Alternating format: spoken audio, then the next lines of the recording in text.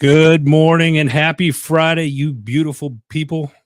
How's everybody doing out there in the old interweb lands? It is time for your HMG weekly wrap up. I'm your host, Adam Bird, and if you notice, I'm not alone today. This fella sitting next to me, the epic beard. You can see mine. He's making me look bad on my own show, but whatever. I'll let that slide. But he's got a great name. Mr. Adam Peters, a buddy of mine, new member to the HMG family, is going to be co-hosting the show with me today. So, Adam, thank you for joining us today, brother. Thanks for having me, Adam. Namesake and all. It's a right. pleasure to be here, man. Yeah, I'm loving it. We're going to get to know Adam here in a little bit. And before we get too deep into this, let me share this out on a couple more places here so we can get some of you heathens to join us, ask questions, and all that fun jazz. So give me just a hot second here as I share this out. Yeah. Another busy week this week, but I can't complain. Last week came off of podcast movement. This week has been full of follow-ups from podcast movement and absolutely love it. So it's been good. And there he is, my man Ken. Ken, good morning, brother. Appreciate you jumping on as always. Ken's down there in Arizona. Ooh, it's too hot there for me. Oh yeah. No, yeah, well, he's up in like the northern part of it, so it's a little bit beautiful where he's at.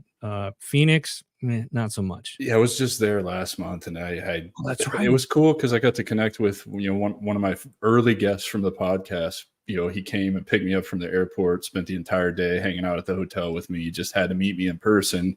Shout out to Tony Towndrow. But man, it's way too hot there. I did not enjoy it. And I don't like the desert. Like, I spent too much time in the desert. So yeah.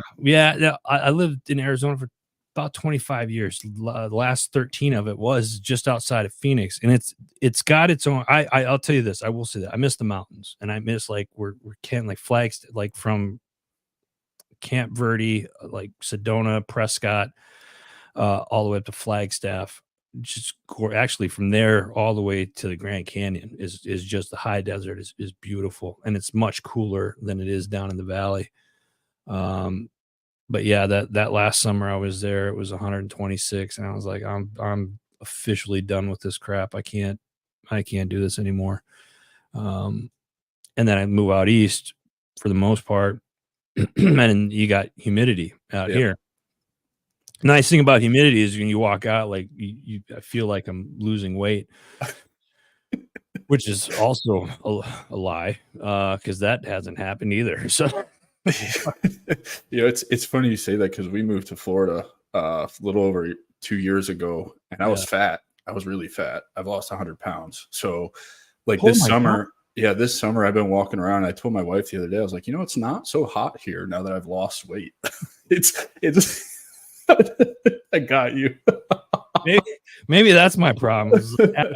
You don't need the whole pizza. You can just have a slice, Well, you can have the whole pizza. It's just you got to really work to burn that whole pizza off and not put anything else in. You know what I mean? That's the problem. Look, I'm patting myself dry here.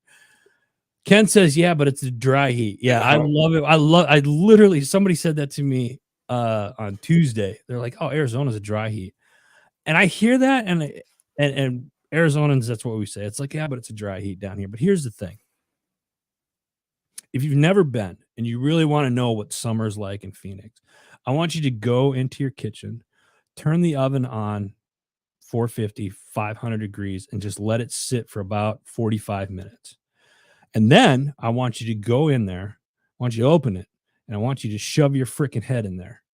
That's basically what it feels like in Phoenix in the summer.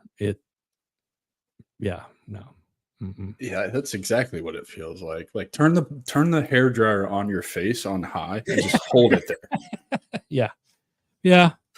See, yeah, and this I became a snowbird. Like I got family down in southern Arizona, down in Tucson area. It's like I'll go visit from like mid October to end of March, and then after that, you won't see me down there. So I do if I'm actually planning it. We're trying to plan a trip down there again. Ken, you hold my feet to the fire. I'm trying to come down to see you again, beginning of the year sometime. So anyway, I got to give a shout out real quick to Vet Ticks and First Ticks. If you are a veteran or a first responder and you like going to events and whatnot, go check out vettix.com or firsttick.com. It's a great organization.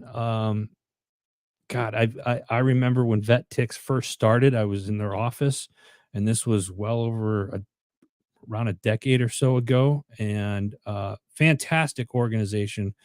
And I think they've given out more than, oh God, it was well over 500,000 tickets or something, just some astronomical number. And they're all over the country. They get tickets donated to them and whatnot. And you pay like a small handling fee or something, but you can get discounted tickets to go to concerts or events and the opera and symphony and all, comedy clubs, all these different things. Great organization. So go check them out. I also want to give a shout out to fromthefarm.org. You guys have heard me bring this up last couple of weeks. What are you doing and what kind of food are you putting in your body? Right. Big thing right now is our food chain supply is being attacked. And if you don't want to buy fake meat or any of that other crap, then find a local rancher or a local farmer in your area and buy from them.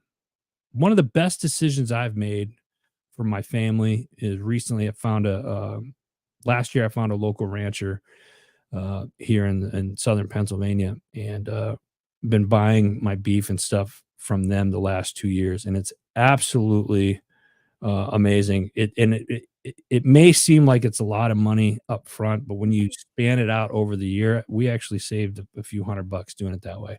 And the meat quality is so much better than what you would get at the store. So go to fromthefarm.org and find a local rancher or farmer near you. David Gordon, you barrel-chested SOB, how are you, sir? Great to have you on here, brother. Appreciate you.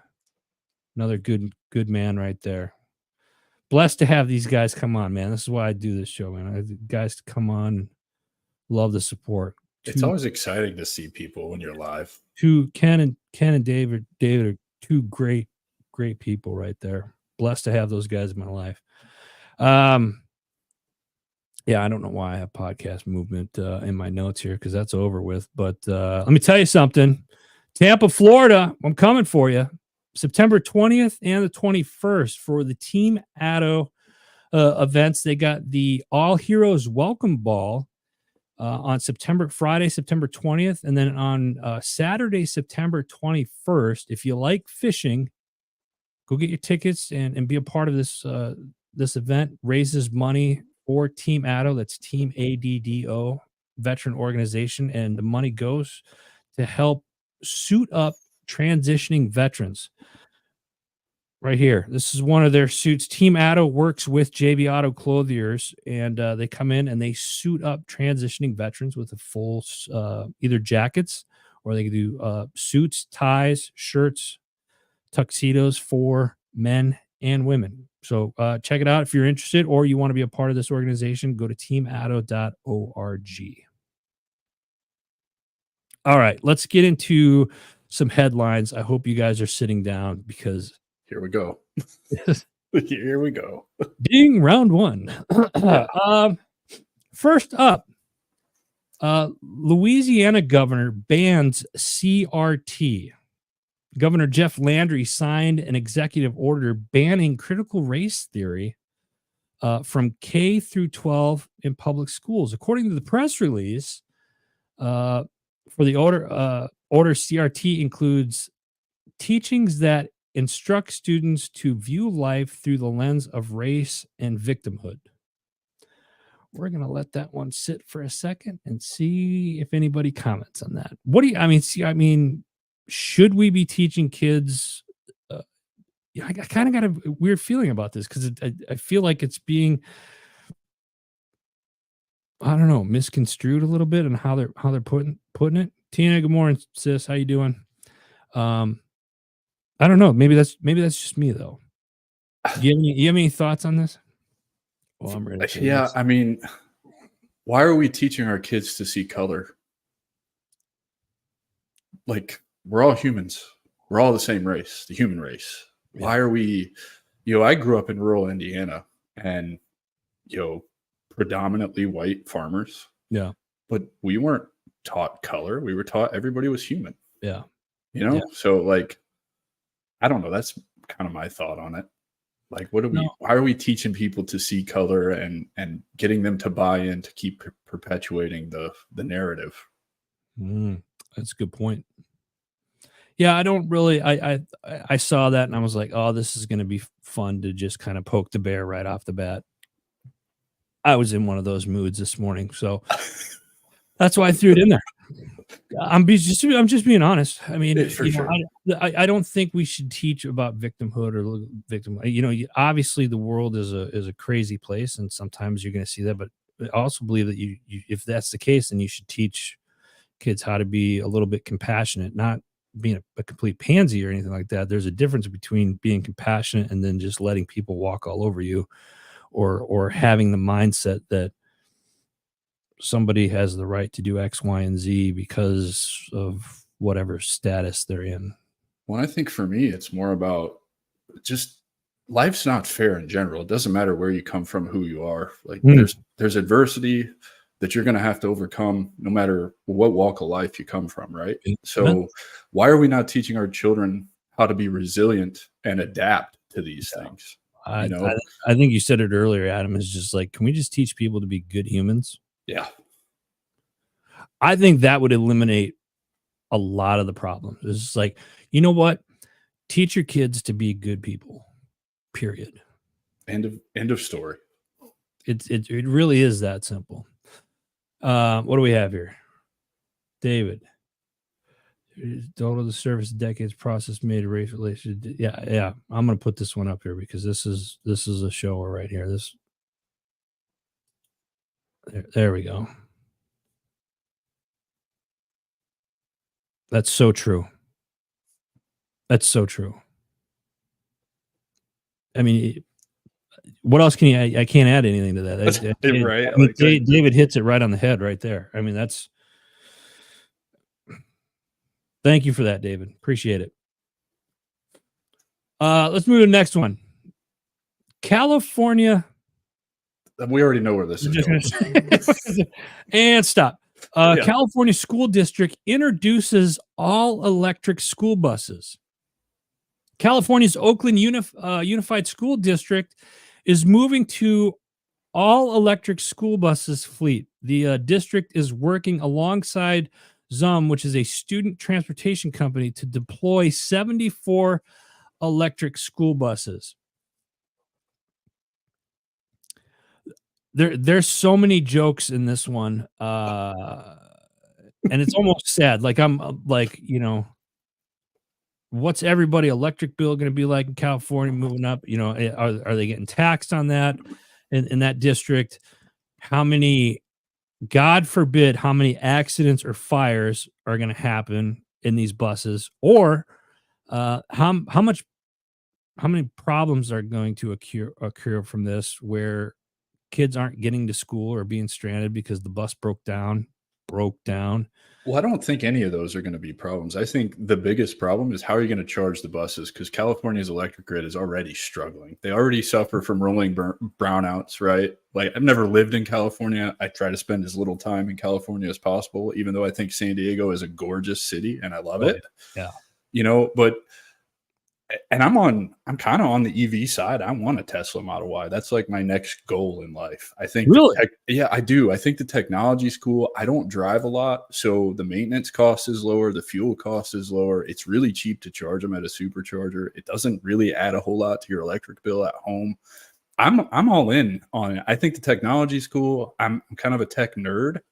Like I think that full self-driving, that full autopilot, it's really cool, man. I've got a buddy who came down and visited me a couple of months Really? ago, and we were driving around Orlando, busy city, Yeah. and he's just hands-free. And like it was a little scary at first, right? Because I don't know, but he's owned 3 of them over the course of his life. And he trusts them fully. And I'm telling you, man, this thing drives better than most humans here in Florida drive.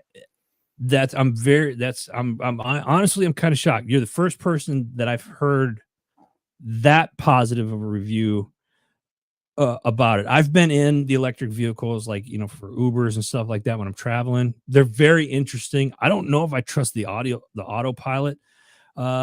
It's cool, man. On It's that, I'm really just cool. like, oh, good. It might be cool, but it's like it goes to. I mean, I know they were doing the autonomous vehicles, and they've been doing the autonomous vehicles down in Phoenix for several years now.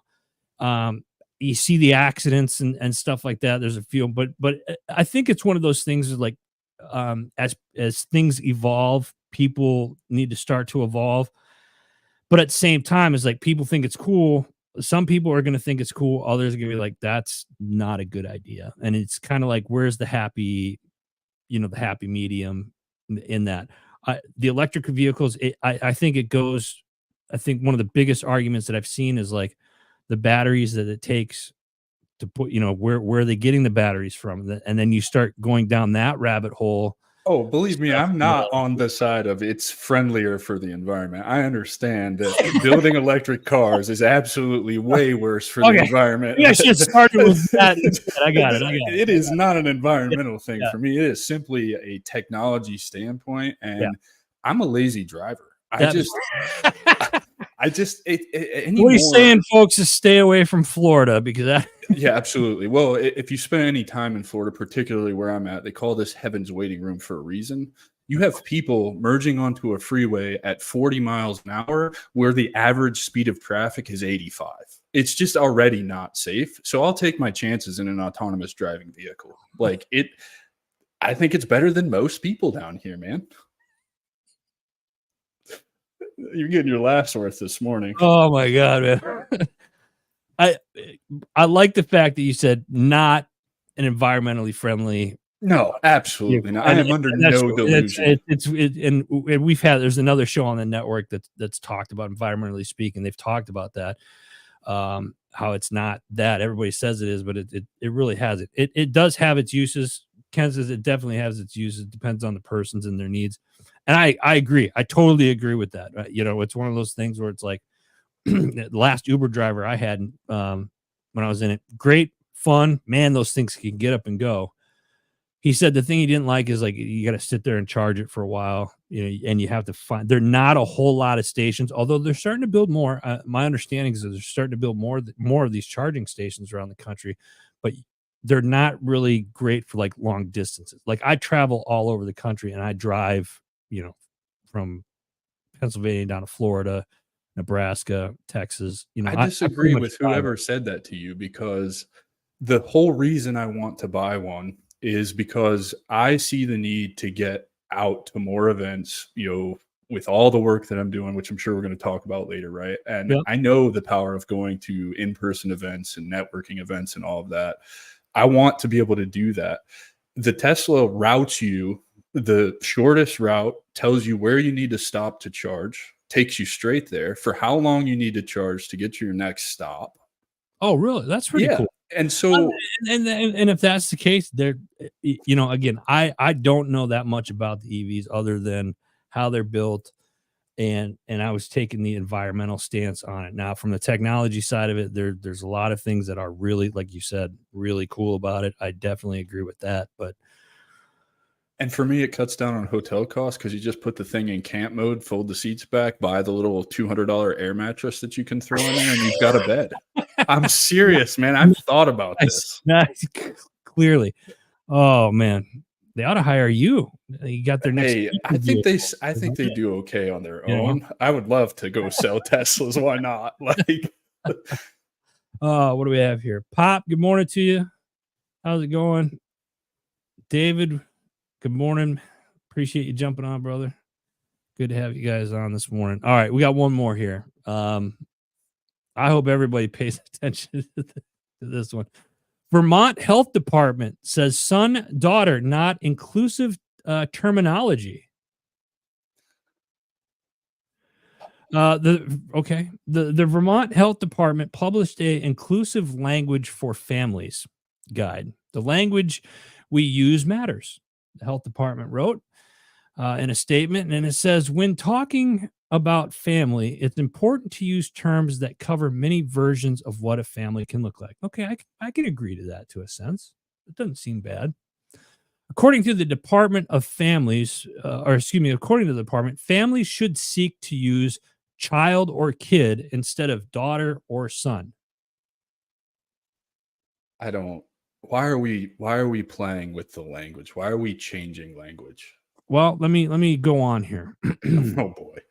Oh boy, it gets worse. The gender neutral term aims to describe a child who may not be someone's legal son or daughter, the group explained.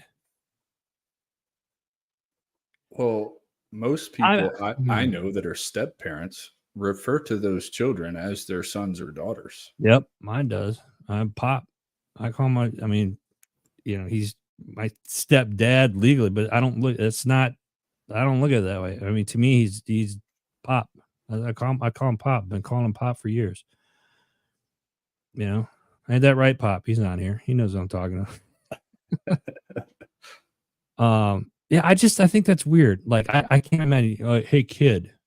Hey, chap. No, that's my son. That's my daughter. That's how it is. Now, they also said instead of saying extended family, the agency recommended using family for grandparents, aunts, uncles, and cousins. According to the agency's website, the VDH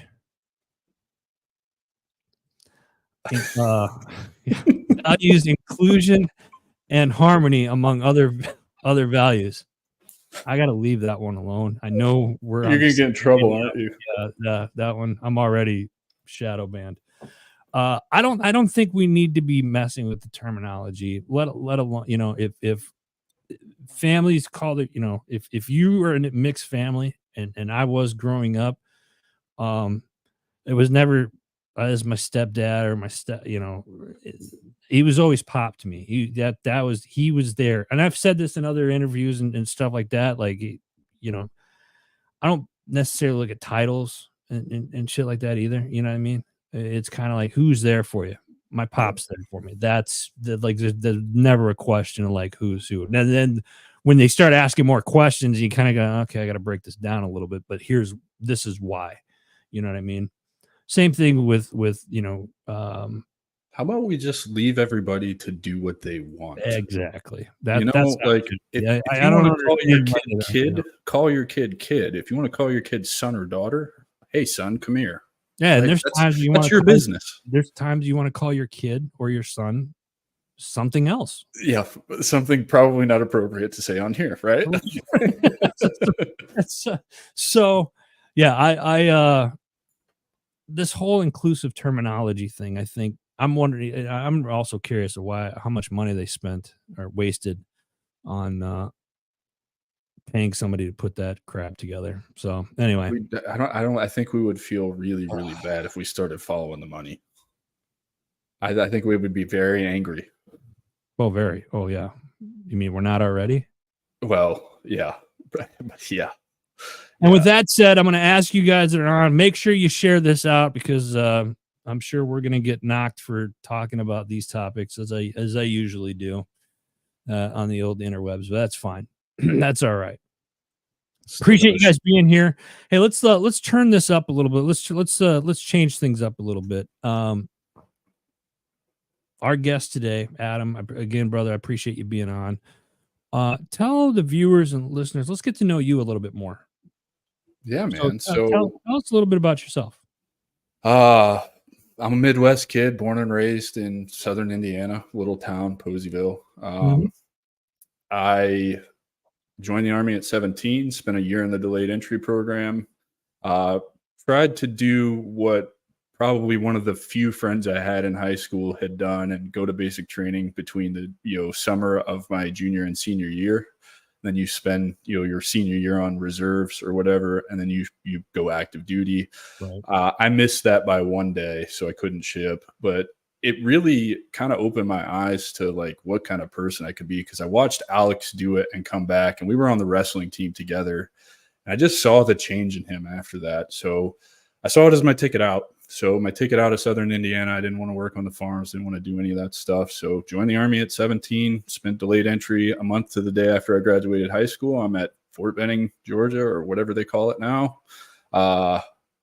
16 weeks of one station unit training and, culminating in Honor Hill, getting the blue cord and off to the third ID I go to spend the next, every other year of my career deploying. So I would end up doing 4 total deployments, 3 with the third ID to Iraq. So there's probably very, very small areas of that country that I haven't been to or am not familiar with. Yeah. And then I would PCS up to Fort Lewis, Washington to the second ID, and I would do my final deployment to Afghanistan with them in 2012. Came home, had a couple of surgeries, and kind of my career ended there. Fell into what I call the transition hole. Yeah. Spent 8.5 years in the transition hole. Last year, July, got hooked up with Heroic Hearts Project. They sent me to Peru to do a 7-day ayahuasca retreat, 3 ceremonies.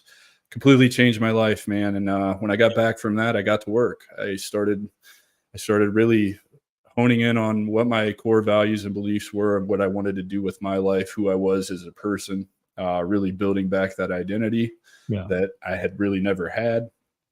Started my company, The Strategic Veteran. It's my personal brand.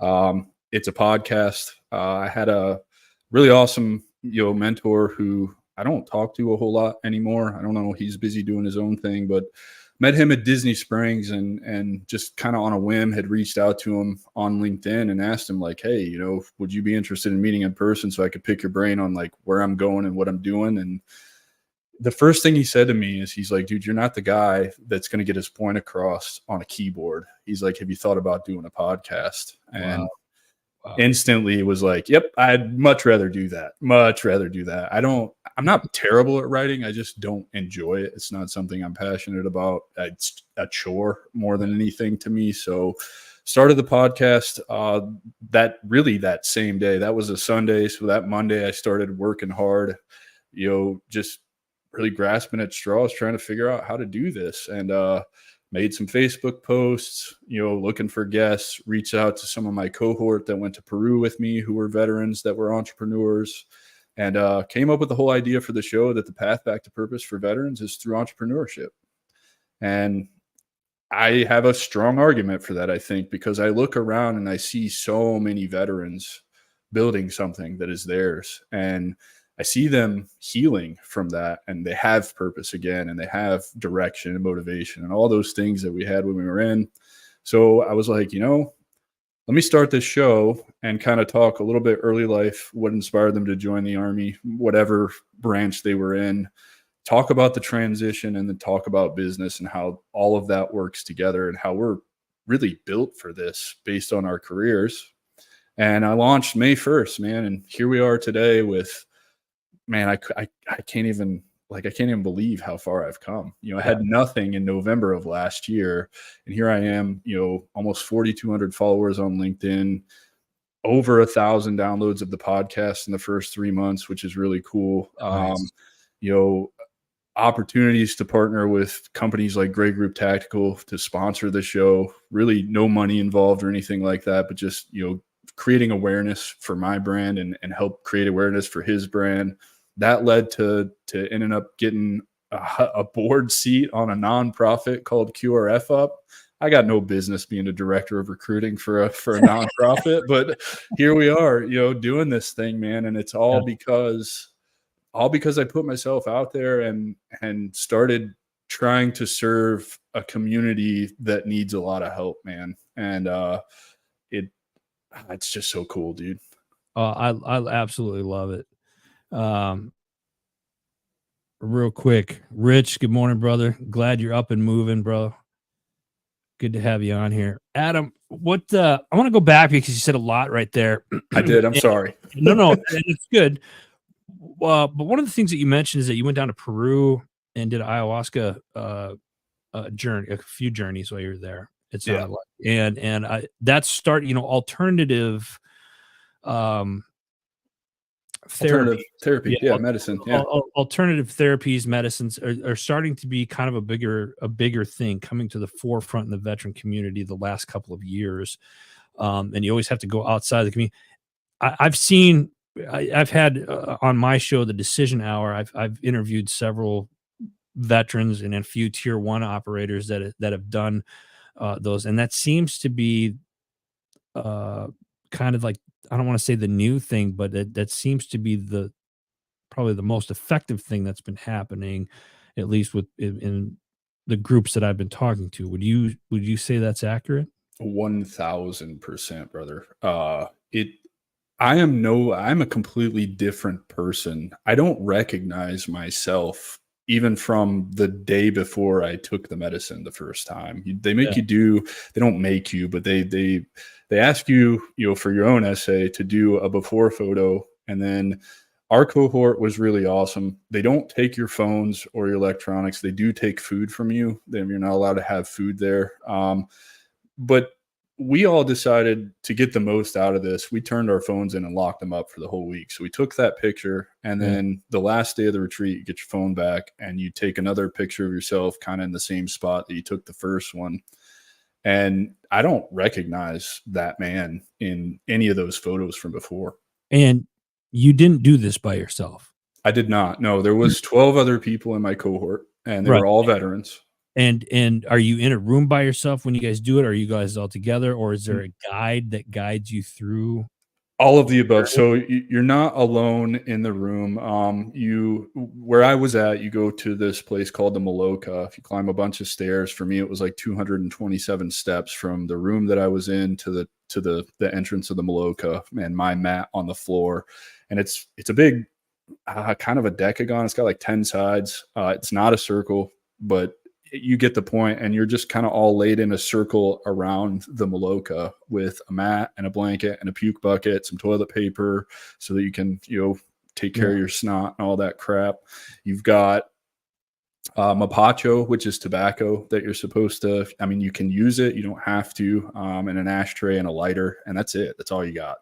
And, then you have, your maestro and your maestra, male and female, in the center of that, and they're laying opposite directions. So one's head will be down here, the other, the opposite end, and they run the whole thing. And then you have, we had 2 facilitators. So the owner of the retreat, Vlad, and Jonathan, another facilitator, awesome, amazing people that help guide you through this. That's awesome, man.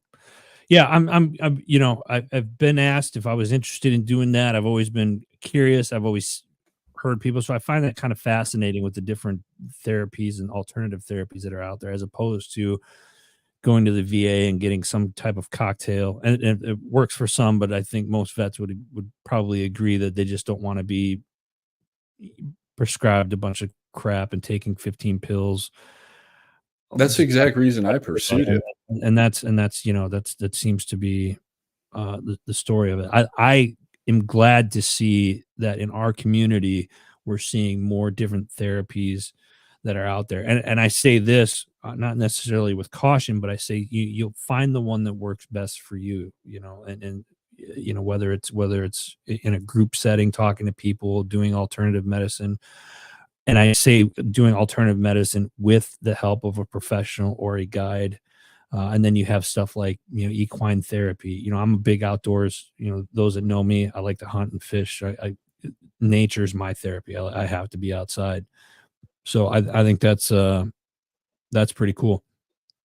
I want to talk about the Strategic Veteran, your company and the show. Let's dive into that. Give us a little more of a deep dive into the Strategic Veteran.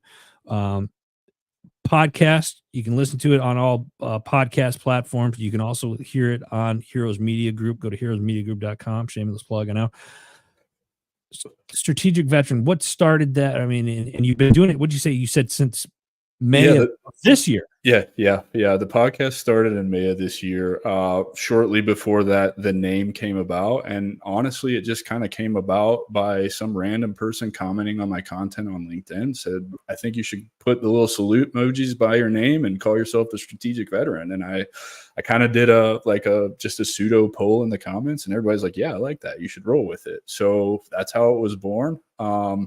And then, like I said, I met with that other creator, Micro Main is his name. He goes by the I forget what his brand is now, but he's a newsletter guy, and I really latched onto that because I like the power of email marketing and the biggest ROI on the internet. For every dollar you invest, $40 comes back to you. So really wanted to learn about that. Had a mentor who kind of prompted us to really do in-person meetups with people locally. So I did. I took him up on his challenge. I messaged Mike, and Mike agreed. We went to Disney Springs, spent an entire Sunday just listening to this man tell me everything that he knows and what he saw for me and all of that. And I got to work, and pretty quickly, tried to come up with an idea, like what would I have needed to get me out of that transition hole when I was struggling, when I didn't feel like I belonged on earth anymore and didn't have a purpose. And for me, it was like, I know a lot I spent a lot of time on YouTube University in analysis paralysis mode, learning about all the different ways you can build something online. So I had a pretty good working knowledge. I just never taken action and put it into practice. So I was like, entrepreneurship, that's it. That's the path back to purpose. And so the show was born, man. And I just keep figuring it out every day. In that, though, I quickly found the need to build a community of like-minded individuals that is not a Facebook group, because to me, veteran Facebook groups are the most toxic places on the internet. And I'll even go as far as to say a lot of them may even be perpetuating some of the suicide epidemic, because I can remember when I was in flight school, particularly instruments, I was part of a flight group on Facebook, and I would go ask questions that a beginner, student pilot would ask, and I'd get ripped to shreds by people with 30, 40 years in the industry. And it really turned me off to the industry. Yeah. And I see this in these veteran Facebook groups too. I saw one the other day, a guy coming out and saying, if you didn't do 20 years, you're not retired. Stop referring to yourself as retired if you're medically retired. And I'm like, who are you to tell me that my service doesn't matter as much as yours because I didn't hit a number? It's not my fault I didn't hit a number. I went to combat 4 times and I got hurt, and the Army told me I couldn't do it anymore. So by all means, I would have stayed. I would have still been in today had I not been hurt and the Army put me out. So and you can see a lot of this stuff. A lot of vets are in there talking about their problems, and people they just rip them to shreds. They just don't acknowledge these problems, or they kind of egg them on, egg them to stay in that. So anyway, I created the Stronghold, and really the Stronghold is a member driven community. I don't put anything in there that my members don't tell me that they want. So we just did our first live office hours on Wednesday night, and it was centered around leadership dynamics and a discussion, talking about the different learning leadership through our careers, because we have so many people, from the lowest private to the field grade officer who's still active duty in the community right now. You know what I mean? And there's a lot of value you can create in there and help people through their transition, because they're struggling with that identity loss, that loss of purpose. And I wanted to create this place where everybody could come, be vulnerable, and dump all of the things that they're going through, whether that's business challenges, transition challenges, regular life challenges, you know what I mean? And really just have a support network around them of like-minded people who aren't going to, for lack of a better term, shit all over them. Yeah. And I think it's unfortunately, there's a lot of things in our community that are toxic, and we're the first to eat our own. Yep. Absolutely.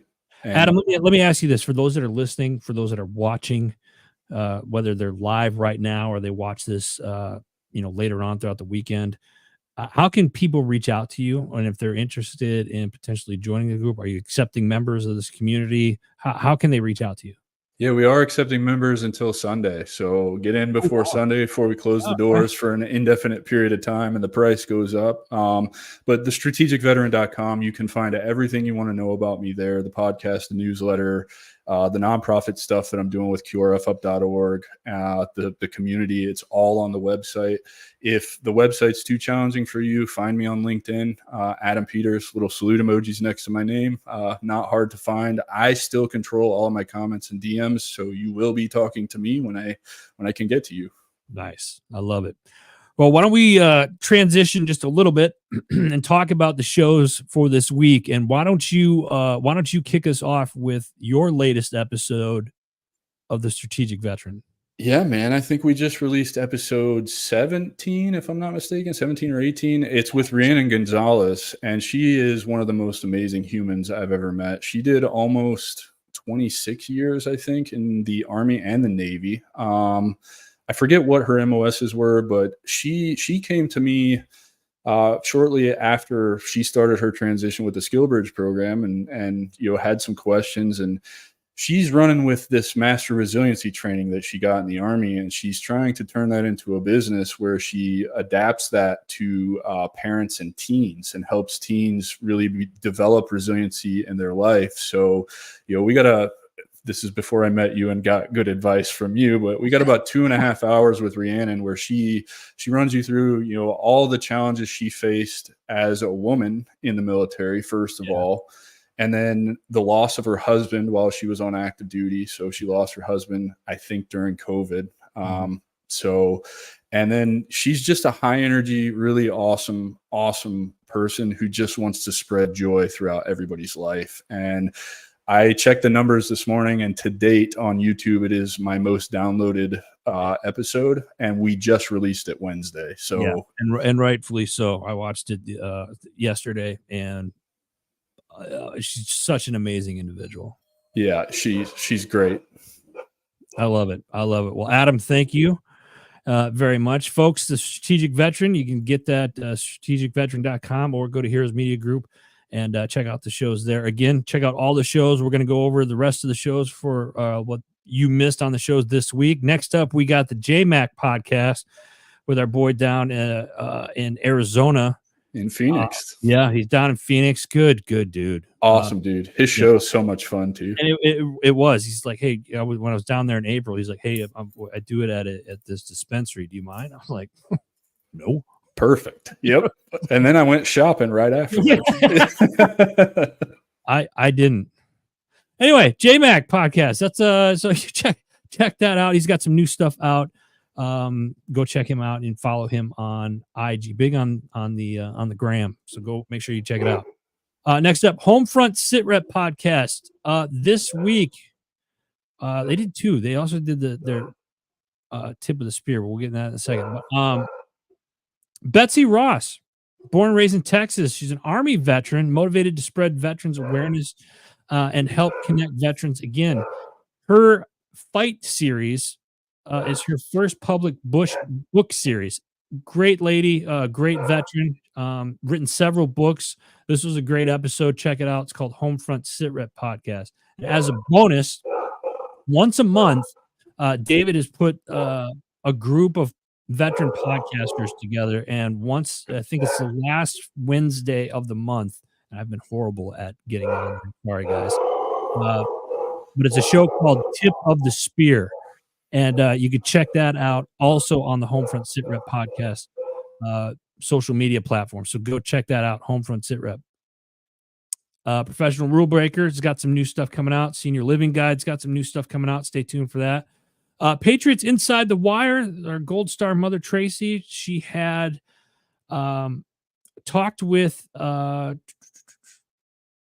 Tim. That's all she's got on here. Tim, they talked firsthand accounts of the unconstitutional wave of campaigning for President Trump in 2024, and it's this one's this episode very controversial. So that was on Wednesday night. She's got a new show that's coming out next Wednesday as well.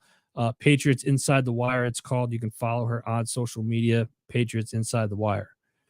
Next up, Bump in the Road. This week, Susan Gold takes us on her odyssey from the depths of troubled childhood to the dazzling heights of the entertainment industry. Susan's life is a masterclass turning pain into power. And on this podcast, this particular episode is more than just an interview. It's an intimate conversation that will leave you inspired, moved, and perhaps even a little more enlightened for your journey. So check it out. Bump in the Road. Great episode. Hey brother, I gotta run. I gotta go do my live show now. Thank you so much for having me, everybody here. It's nice to meet all of you, and I look forward to doing this again, man. I love it, man. I love it. I'll hit you up this weekend, brother. Thank you for jumping on this morning. Yes, sir. Anytime, man. I appreciate it. Grateful for you. Take care, brother. Yep. All right, next up, we got the Arms Room Show. This week, we're discussing preparing your children for the coming times. I don't think I need to go into detail of what that means. So pay attention to that. Arms Room Show. Check it out. And they do a new episode every Monday that goes live at 2 p.m. Mountain Standard Time. Next up, we got Misfit Nation podcast. This week, they do a couple of episodes each week. The Tuesday crew had veteran Travis Partington. He is the host of Oscar Mike Radio. If you don't know who Travis is, you really need to get to know him. He was on HMG for the longest time. We're probably going to be bringing him back here very, very soon. Had a great conversation. Shout out to Travis yesterday. The Tuesday crew knocked this one out of the park. Absolutely love it. Misfit Nation podcast. Make sure you check them out. Again, they do a couple of shows each week. Rich, who was in the comments here below, go hit him up. Great guy. He's put this crew together, and they're fantastic. Misfit Nation podcast. Check it out. Next up, I say that this woman here is probably the hardest working woman in the podcast industry. It's our friend Deanna from Label Free Podcast. And this week, it's a special celebrity edition. How many of you remember that show Baywatch?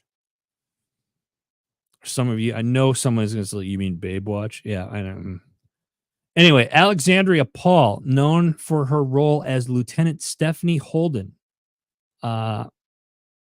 is on the show this week. Alexandria discusses her experiences on Baywatch, highlighting the show, broken barriers by portraying women as strong and powerful lifeguards who saved lives rather than just being sexy. The conversations kind of get a little bit deeper into her career post Baywatch, including her work on the Outdoor Life Network's Wild Waters and her continued success over 100 movies and television shows. Great episode, really cool.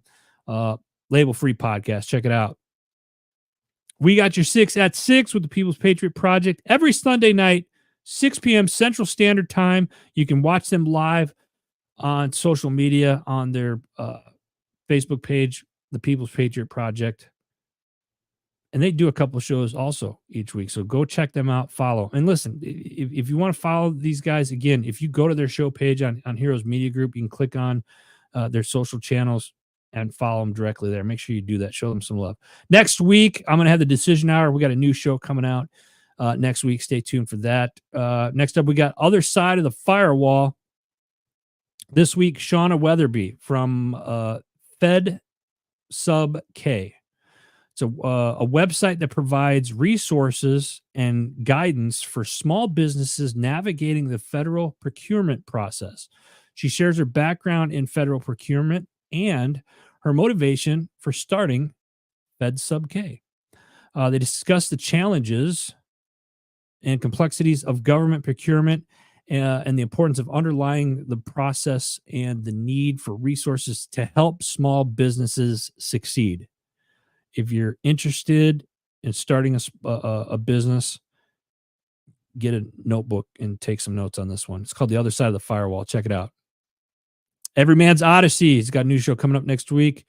Next up, we got the Joel Evans Show this week. Dr. Justin Mosley, known for his as the Mindset Doctor, shares his journey from being a chiropractor to becoming a renowned speaker and mindset coach.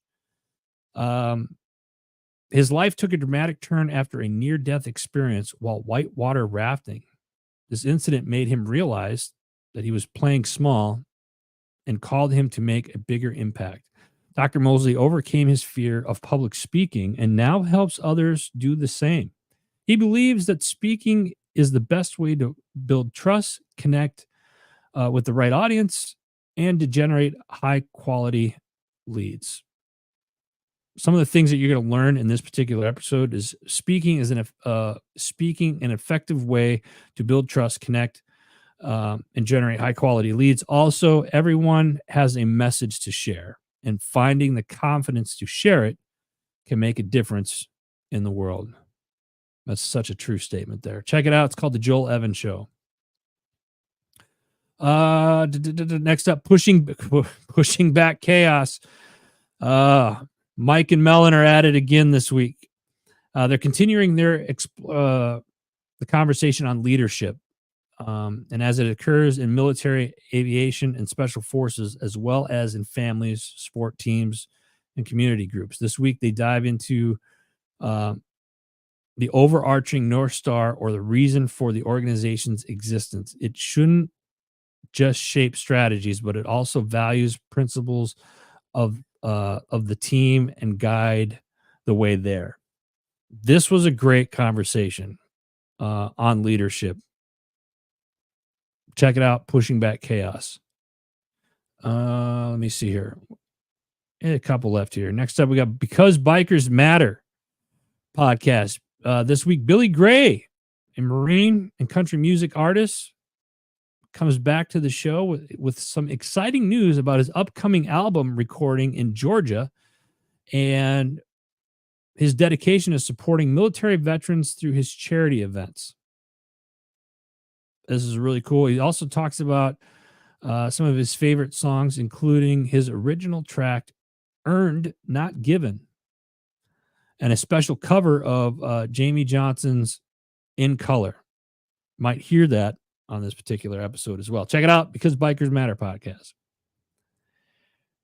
Next up, we got the MSEC podcast, Military Child Education Coalition. This week, they're delighted to be able to sit down with Lucy a year after their first conversation. Lucy was on the show. Listen as she discusses her most recent PCS, how it feels to start all over again as the new kid in school. I've said this before. I love it when they bring the kids on and you're hearing it from the kids' perspective. Hear how her love of music helps during those challenging times. This is a very talented young lady, Lucy. Check it out. You can listen to this episode. It's called the MSEC podcast. And of course, Military Child Education Coalition, great organization, nonprofit organization. If you are in the military, active duty, guard, or reserve, or you're a veteran and you have kids that are currently in the house going to school, make sure you follow this organization. They have a slew of great resources, not only for the parents, but for the children as well. Next up, Chasing Happiness. Are you ready to flip the script on retirement? Hell, I'd like to retire at some point. This week, Michael Kay, a master navigator of life's transitions. Michael is a former CPA turned certified life coach. Reveals 5 transformative strategies that will redefine what it means to thrive after leaving your career behind. He sheds light on how men in particular can tackle the often unspoken challenges of retirement and make this phase of life genuinely fulfilling. I would like to think if you're retiring that you're ready to just chill and relax and in and that of itself. How many people out there retired right now watching this have a purpose after retirement? What is your purpose after retirement? That's a good question. Somebody answer that for me. That's it for the shows this week, guys. Special thanks to our network sponsors, My Tax Fella. I love these guys, man. They've watched over us over the last decade. If you need your taxes done, or if you are a business owner, they have bookkeeping services. They keep us on point. They're amazing. Go check them out, mytaxfella.com. Forget genetics. all you hunters out there, this is the stuff that you want in the woods. This will drive those big bucks right to into your woods and keep them there. Go to forgetgenetics.com, use HMG for 10% off at your checkout. Motorcycle Safety Lawyers, Home Studio Mastery with our friend Janaid, the Freedom People, C2 Stamina, Jim Neary's Live Bait and Tackle, and Warriors on the Water LTD. And they got an event coming up here in Southern Pennsylvania, I believe this weekend. So stay tuned for that. You can go to Jim Neary's Live Bait and Tackle to find out more information there. Of course, our sister company, HMG Beverage. You can go to hmgbeverage.com, order your coffee today, and stay tuned because there may be a sale coming up this weekend. Perhaps. We'll see. And then, of course, JB Auto Clothiers for dressing me, making me look dashing every Friday. So that being said, appreciate you all being on here. Get out this weekend. Shut everything off. Get outside. You know, fall is right around the corner. It's back to school. I think we'll do a back to school special next week.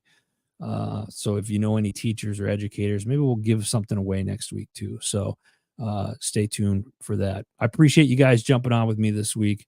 Of course, if you need anything or if you got a topic that you want me to discuss, send us a DM or you can email me at adam@heroesmediagrp.com. Until next week, God bless you. God bless America. We'll see you guys next week. Take care.